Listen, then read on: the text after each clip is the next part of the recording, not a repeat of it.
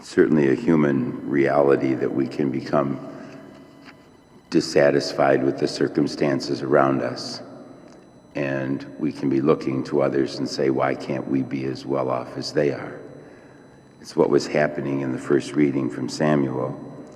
The enemies of the people, especially the Philistines, were constantly taking over on them and oppressing them. And so they tell Samuel that they want a king.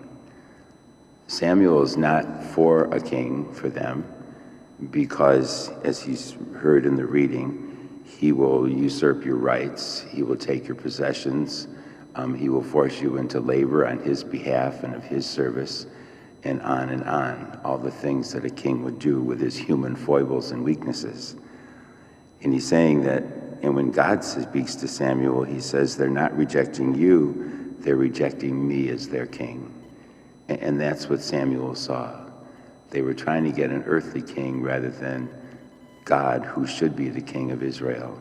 He's the one who should rule their lives. In our own circumstances, we can see, too, that who is our king in our life?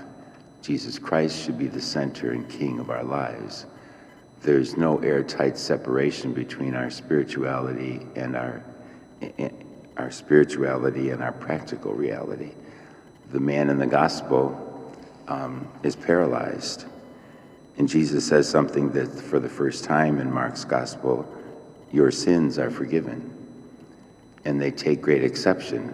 You're blaspheming. Who alone can forgive sins except God? Of course, we know that Jesus is God. But Jesus must have seen something in this man that maybe he was paralyzed in his heart because of the guilt of sin. And again, following the first reading, it's most important that Christ be our King in our lives and no one else. And sin is what gets in the way of that kingship of the Lord in our lives. When we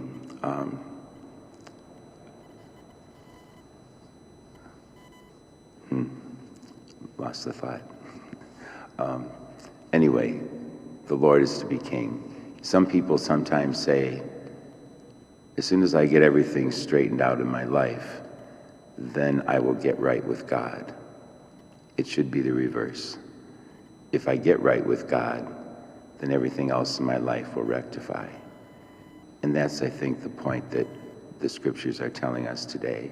God must be first, and then all other things fall into place for us. Let us stand and offer our prayers and petitions.